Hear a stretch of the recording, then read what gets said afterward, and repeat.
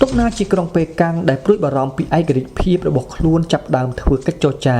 ស្ដីពីការធ្វើមានប្រក្រតីភាពជាមួយក្រុងមូស្គូក៏ដោយផ្លូវដែលឆ្ពោះទៅរកចំណុចចាប់ដើមត្រូវខ្ទប់ជាប់ប្រទេសវៀតណាមដែលពូកែខាងរបៀបធ្វើចម្បាំងប៉ុន្តែដែលគេមិនសូវទៅមុខហើយដោយសេដ្ឋកិច្ចរបស់ខ្លួនត្រូវហិនហោចថែមទៀតនោះ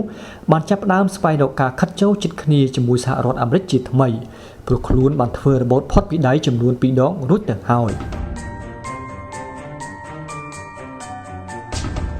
ទាំងអស់នេះហើយជាចំនួនលើកទី3របស់ឥណ្ឌូចិនដែលជាល្បែងការទូតរបស់មហាអំណាចធំ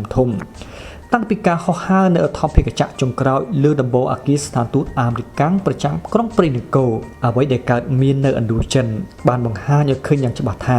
តើចំណុចណាខ្លះជាការធ្វើអន្តរាគមន៍របស់សហរដ្ឋអាមេរិកដែលវាច្រឡំគោលដៅរបស់ខ្លួននោះដោយមិនធ្វើខ្លួនជាអ្នកក្រុមឈានមុខប្រឆាំងទល់នឹងការវិទីរបស់លទ្ធិកុម្មុយនីសចិននៅអាស៊ី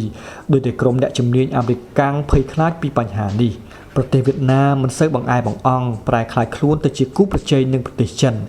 ដែលចូលចិត្តបង្កចំនួននោះឡើយខ្មែរក្រហមដែលគេចាត់ទុកតាំងពីយូរមកហើយថាជាឧបករណ៍របស់ក្រុងហាណូយនោះបានបង្ហាញខ្លួនឡើងជាសត្រូវស្លាប់រស់នឹងគ្នាទៅវិញប្រវត្តិសាស្ត្រក្នុងរយៈពេល10ឆ្នាំចុងក្រោយនេះមានលក្ខណៈមួយដែលគេប្រើប្រាស់ជាមេរៀនបានហើយដែលគេបង្ហាញឲ្យឃើញថាក្រុមអ្នកតស៊ូឲ្យមានរបៀបរបបថ្មីជាប្រវត្តិសាស្ត្រនិងក្រុមអ្នកជាតិនិយមនេះហើយដែលជាអ្នកក្តាប់កូនសោអនាគតភូមិភាគនេះអ្វីបង្ហាញឲ្យឃើញតែសម្បកក្រៅក៏ដោយក៏មនុស្សគ្មានឆន្ទៈដែលមិនគួរយកចិត្តទុកដាក់លែងមានគេដឹងឮសោកសាយនៅឥណ្ឌូចិនទៀតហើយ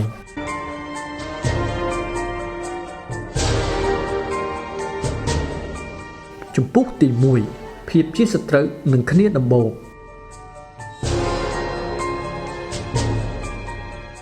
នៅខែឧសភាឆ្នាំ1975ភាពស្ងប់ស្ងាត់បានកើតមានជាថ្មីនៅឥណ្ឌូចិនបន្ទាប់ពីភាពពុះកញ្ជ្រោលក្នុងរយៈពេល1ខែ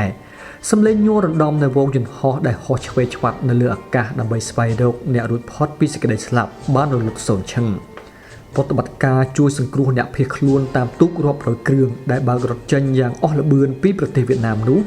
បានត្រូវនាំមកធ្វើដោយកងនាវាចរទី7របស់អាមេរិកការរំជើបរំជួលមិនសមហេតុផលទាំងនោះបានរើឡើងវិញយ៉ាងហោចក៏គេវាយតម្លៃពីរឿងនេះដែរព្រឹកថ្ងៃទី15ខែឧសភាឆ្នាំ1975ពន្លឺស្រស់បំព្រងនៃព្រះអាទិត្យនៅឯជើងមេឃបានចោលរស្មីចិញ្ចាចមកលើផ្ទៃសមុទ្រពណ៌ខៀវថ្លានៅជុំវិញកោះតាងក្នុងឈូងសមុទ្រថៃ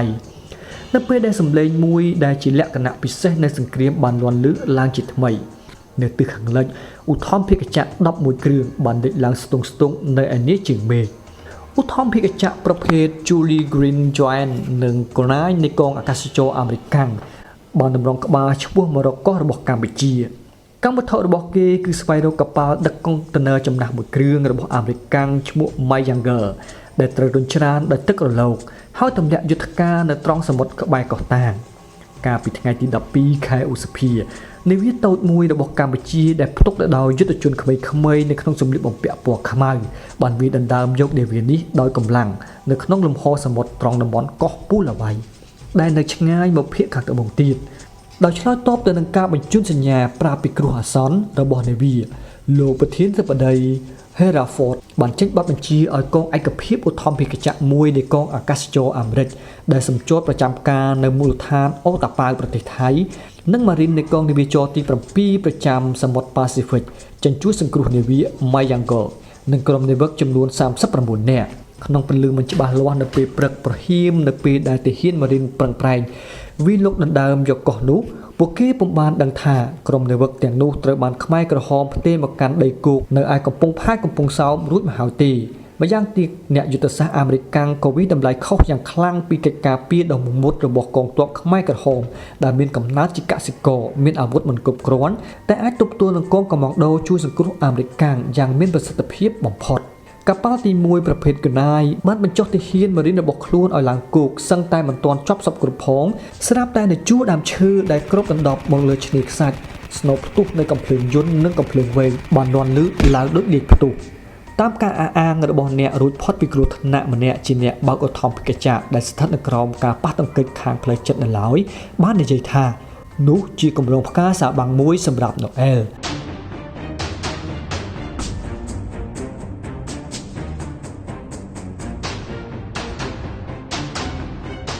បណ្ដាលមួយម៉ោងផងនាវាពីរគ្រឿងបានត្រូវខ្មែរក្រហមកំទេចនៅលើឆ្នេរខ្សាច់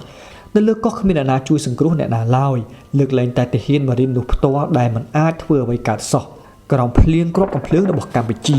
ក្នុងរយៈពេល14ម៉ោងបន្ទាប់ពីនោះយន្តហោះជាច្រើនគ្រឿងរបស់អាមេរិកដែលសម្ចតនៅលើឆ្នេរសមុទ្រនិងនាវាចម្បាំងធំៗរបស់កងនាវាចរទី7បានបាញ់ស្រោចទៅលើតំបន់នោះឆេះហុយទ្រលោម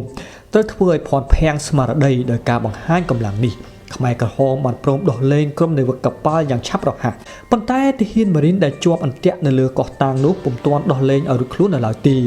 ប្រធានាធិបតី Heraford បានលើករឿងនេះមកធ្វើជាសំអាងដើម្បីបញ្ជាក់ថាការទម្លាក់គ្រាប់បែករបស់ខ្លួនដែលបណ្ដាឲ្យបឋមភ័ណ្ឌទាំងឡាយរបស់កម្ពុជានៅតាមឆ្នេរសមុទ្រឆេះខ្ទេចខ្ទីអស់យ៉ាងច្រើននោះពិតជាត្រឹមត្រូវមែនលទ្ធផលនៃការប្រយុទ្ធនៅថ្ងៃនោះគឺអាមេរិកកាំង15នាក់និងខ្មែរក្រហមរាប់មិនអស់បានត្រូវស្លាប់រោងចក្រចម្រាញ់ប្រេងកាតតែមួយគត់និងយន្តហោះចម្បាំងមួយកងតូចរបស់កម្ពុជាត្រូវបំផ្លាញខ្ទេចខ្ទីសម្រាប់ Ford រឿងនាវា Mayanger គឺជាឱកាសលើកកម្ពស់ផ្លូវចិត្តដែលកំពុងត្រៀតត្រួតបន្តិចនៅអាមេរិកឲ្យងើបត្រង់ឡើងវិញបន្ទាប់ពីការដកថយទាំងអាម៉ាស់ពីទីក្រុងភ្នំពេញនិងទីក្រុងព្រៃនគរនេះគឺជាកំទេចភ្លើងដែលបញ្ឆេះឲ្យមានជំនឿទុកចិត្តឡើងវិញ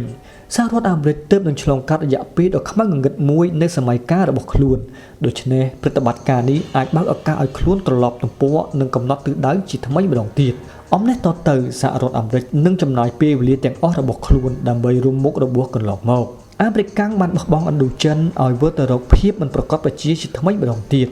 សាច់រឿងនាវា Mayanger បានរលាយបាត់ពីទំព័រទី1នៃកាសែតនានាយ៉ាងឆាប់រហ័សតាមពិតអ្នកសរសេរអត្ថបទអត្ថាធិប្បាយរបស់កាសែតបានធ្វើឲ្យកត់សម្គាល់ខ្លះៗថា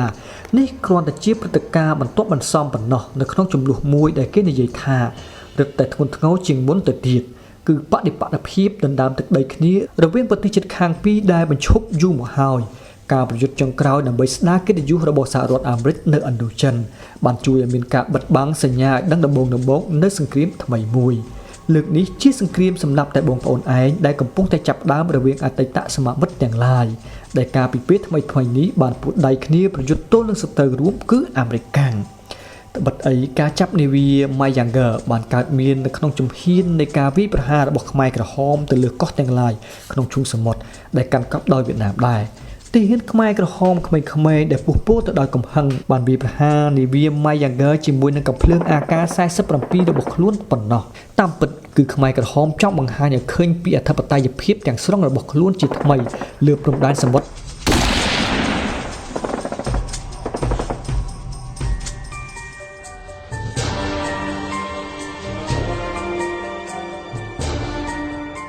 កោះទាំងឡាយដែលគេស្រកទឹកមាត់ចង់បានវាជាបែបផែនធម្មជាតិមួយទៅហើយថែមទាំងជៀសមិនរួចផងថានៅក្រោយពេលមានការវាយប្រយុទ្ធដ៏ជោគជ័យមួយប្រឆាំងនឹងការកាន់កាប់របស់បរទេសអ្នកឈ្នះតែងតែប្រឹងប្រែងសម្ដែងឲ្យឃើញនឹងការត្រួតត្រាលើទឹកដីទាំងឡាយដែលគេទាមទារទុកជាចំណែកមួយរួមបញ្ចូលទៅក្នុងបេតិកភណ្ឌជាតិរបស់គេប៉ុន្តែក្នុងករណីប្រទេសកម្ពុជានិងវៀតណាមវាជាវិបាកនៃការលេចឡើងជាថ្មីនៃការប្រកួតប្រជែងនិងអធិការតាំងពីយូរមកហើយដែលលាក់ខ្លួនពីក្រោយពាក្យសាមគ្គីភាពបដិវត្តន៍ដែលគ្រាន់តែមានលក្ខណៈបញ្ឆោតប៉ុណ្ណោះការបើកក្តីសង្ឃឹមនៃជ័យជំនះរបស់វៀតណាមខាងជើងនៅភាគខាងត្បូងចាប់លេចរូបរាងច្បាស់ហើយការផ្ដាំគំនិតមួយក្នុងចំណោមការផ្ដាំគំនិតជាច្រើនរបស់ក្រុងហាណូយគឺរំដោះប្រជុំកោះស្តាលីនក្នុងសមុទ្រចិនខាងត្បូងពីការគ្រប់គ្រងរបស់របបធីវប្រធានាធិបតីសាធារណរដ្ឋវៀតណាមខាងត្បូងនឹងប្រកាសទាមទារកោះប៉ារ៉ាសែលដែលកាន់កាប់ដោយចិនជាសាធារណៈទៀត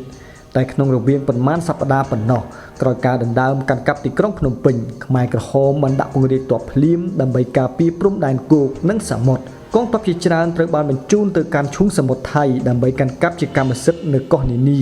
ដែលរបបចាស់ធ្លាប់បានគ្រប់គ្រងឬទាមទារជារបស់ខ្លួនគោលដៅជាច្រើនក្នុងការធ្វើប្រតិបត្តិការទាំងនេះពុំមែនត្រឹមតែទាមទារទឹកដីប៉ុណ្ណោះទេ